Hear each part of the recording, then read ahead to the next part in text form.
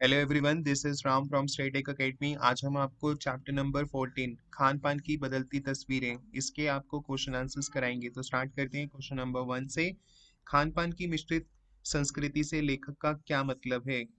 आप घर के उदाहरण देकर इसकी व्याख्या करें। स्टूडेंट्स, खान पान की जो मिश्रित संस्कृति है कि आज हम अपने घर में ही देखें तो अलग अलग तरह के हम खाना खाते जो है वो हमारे घर में खाना बनता है और डिफरेंट डिफरेंट तरह की डिशेस बनती हैं।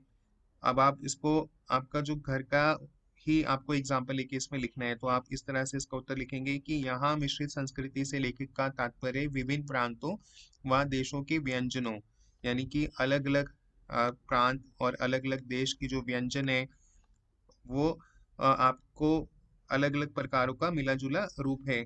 तो इसे हम कहते हैं मिश्रित संस्कृति, यानी कि विभिन्न प्रांतों व देशों के व्यंजन जो है वो अलग अलग प्रकारों का मिला जुला रूप होते हैं। तो जिसे कहा जाता है कि एक मिश्रित संस्कृति का एक उदाहरण है।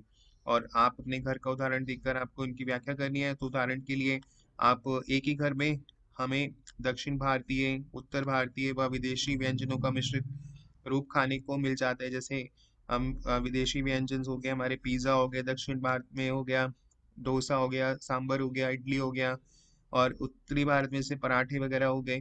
तो ये सब हम अ, अपने रोज घर में ही खाते ही हैं। और इस ये सब व्यंजन एक ही जगह से तो है नहीं, विभिन्न प्रांतों से हैं, विभिन्न देशों से हैं।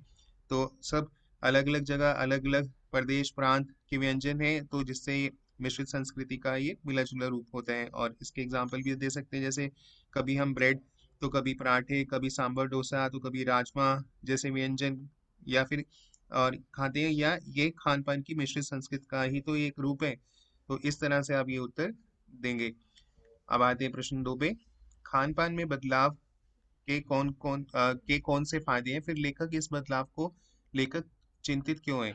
खान पान में बदलाव से हमारी रुचि बनी रहती है। हम एक जैसा खाना तो रोज खा नहीं सकते, और अगर हम डिफरेंट डिफरेंट चीजें खाएंगे तभी हमारा इंटरेस्ट बनेगा और मन भी करेगा अलग अलग चीजें खाने का। एक जैसी चीज तो कोई नहीं खा सकता। तो हमें अलग अलग प्रकार के व्यंजनों को खाने का मजा मिलता है। और दूसरा में ये लिखे पॉइंट में, इससे भारत की एकता बनी रहती है, क्योंकि हम कभी दक्षिण भारतीय, कभी उत्तरी भारतीय व्यंजन बनाते हैं, खाते हैं। और समय की भी बचत होती है, जैसे ब्रेड है तो ब्रेड गरम करी, बटर लगाया, खा लिया, तो टाइम बच गया। और इससे परिश्रम भी कम लगता है, मेहनत भी कम लगती है अलग अलग खाने में।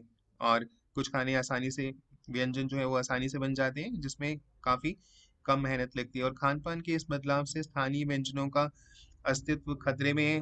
अब जो हम अ, हमारे जो ट्रेडिशनल व्यंजन है वो अब हम भूलते जा रहे हैं उनको, क्योंकि उनकी लोकप्रियता कम होती जा रही है। फेमस अब धीरे धीरे नए नए व्यंजन आ रहे हैं, और विदेशी व्यंजनों को हम ज़्यादा पसंद कर रहे हैं, जैसे पिज़्ज़ा, बर्गर, चाइनीज़ चीज़ों चाइनीज़ आ गए हैं।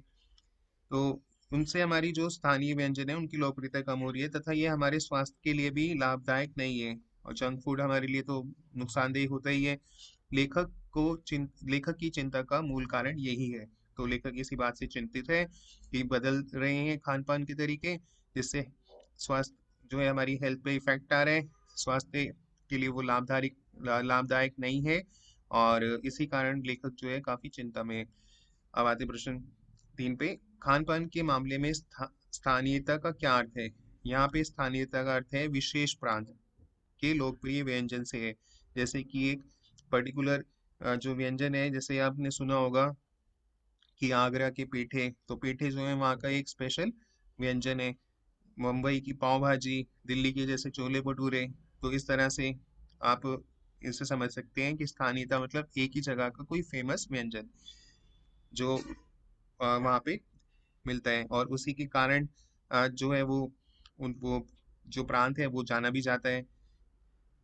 जैसे बम्बई की पाव भाजी, दिल्ली के छोले कुलचे, मथुरा के पेड़े, आगरा के पेठे, नमकीन आदि। तो पेठे की बात करें तो हम सबसे पहले ये दिखाते हैं कि आगरा में पेठे तो बहुत अच्छे मिलते हैं, दिल्ली में छोले कुलचे बहुत स्वाद मिलते हैं। और लेकिन खान पान के बदलते नए स्वरूप के कारण अब इनकी लोकप्रियता कम होती जा रही है, क्योंकि अब बदल रहा है समय, और लोग अलग अलग डिशेस खा रहे हैं, विदेशी और जंक फूड का ट्रेंड आ गया है। तो इससे इन सब चीज़ों की आजकल बच्चे जो हैं या कोई भी वो खाना पसंद नहीं कर रहे, तो जिसके कारण इनकी लोकप्रियता जो है वो कम हो रही है। अब आते हैं प्रश्न 4। यहाँ खाने पकाने और स्वाद से संबंधित कुछ शब्द दिए गए हैं, इन्हें ध्यान से देखिए और इनका वर्गीकरण कीजिए। जैसे उबालना, तलना, भूलना, सेकना, दाल, भात, रोटी, पापड़, आलू, बैंगन, खट्टा, मीठा, तीखा, नमकीन, कसेला। तो आपको बताना है भोजन कैसे पकाया और स्वाद। तो ये भोजन है, जैसे जो भी कोई भोजन का नाम लिख सकते हैं, उसे आप किस तरह से पकाते हैं और उसका स्वाद कैसा होता है। तो हम इसे इस तरह से लिखेंगे, जैसे दाल है तो दाल को हम उबाल लेते हैं, उबालना लिखते हैं। कैसे पकाया, उबाल कर, तो उबालना आ गया, उसका स्वाद होता है नमकीन। भात उबालना, पकाया गया उबाल के, और स्वाद है इसका मीठा। रोटी, रोटी को सेका जाता है तो सेकना हो गया और स्वाद हो गया मीठा। पापड़ है, पापड़ को तलते हैं तो तलना लिखेंगे, स्वाद है नमकीन। और इसके बाद आलू है, आलू को हम उबालते हैं तो उबालना लिखेंगे, स्वाद लिखेंगे मीठा। बैंगन है, बैंगन को भूना जाता है, बैंगन का भरता बनाते हैं तो भूनना लिखकर नमकीन लिख देंगे, स्वाद इसका, क्योंकि बैंगन का भरता नमकीन होता है, मीठा तो होता नहीं है। नेक्स्ट है प्रश्न 5। पिछली शताब्दी में खान पान की बदलती हुई तस्वीर का खाका खींचे, तो इस प्रकार होगा। सन 60 के दशक में ज्यादातर लोग छोले भटूरे, 70 के दशक में यानी 90 60 70s में इडली डोसा आ गया, 80s में आ गया तिब्बती चीनी भोजन, 90s के दशक में आ गया पिज्ज़ा या पाव भाजी, जो आज भी ट्रेंडिंग में है। और इस प्रकार आपको, जैसे ये तो खाने का था, अब आपको कपड़ों का बताना है या पोशाकों की बदलती तस्वीरों का भी ऐसे ही एक चार्ट सा बनाना है, एक सारणी बनानी है। तो अब 60 के दशक में था साड़ी सलवार कुर्ता, 70 के दशक में टाइट कपड़े आ गए, 80 के दशक में पैंट शर्ट और सूट आ गया, 90 के दशक में जीन्स और टॉप आ गई, और आज के दशक में फटी हुई जीन्स आ गई घुटनों से। तो आप जानते ही हैं आज का ट्रेंडिंग यही है। और अब आते हैं प्रश्न 6 पे। खान पान शब्द खान और पान, इसमें आप देखें खान और पान दो शब्दों को जोड़कर इसे बनाए। खान पान शब्द में छिपा खान पान शब्द में और छिपा हुआ है, जैसे खान और, ये और छिपा हुआ है इसके अंदर, यहाँ तो दिखाई नहीं दे रहा ना, क्योंकि दो शब्दों से मिले खान और पान, तो खान और, तो और छिपा है। जिन शब्दों में योग और अथवा या जैसे योजक शब्द छिपे होते हैं, उन्हें हम द्वंद्व समास कहते हैं। तो ये द्वंद्व समास का एक एग्जाम्पल है। तो ऐसे ही नीचे द्वंद्व समास के कुछ उदाहरण दिए गए हैं, इन वाक्यों का इनका वाक्यों में प्रयोग कीजिए और अर्थ भी समझाइए। तो ये उदाहरण है, जैसे सीना सीना पिरोना, भला बुरा, चलना फिरना, लंबा चौड़ा, कहा सुनी, घास फूस। तो इसको आप इसके वाक्य बनाने हैं। सीना पिरोना का मतलब होता है सिलाई कढ़ाई, तो सीने पिरोने की कला बहुत कठिन होती है, सिलाई का कढ़ाई करना काफी कठिन काम है। भला बुरा, गुस्से में मैंने उसे भला बुरा कह दिया। चलना फिरना, बीमारी के कारण अब चलना फिरना बंद हो गया है। लंबा चौड़ा, नदी के पास वाला इलाका बहुत लंबा चौड़ा है।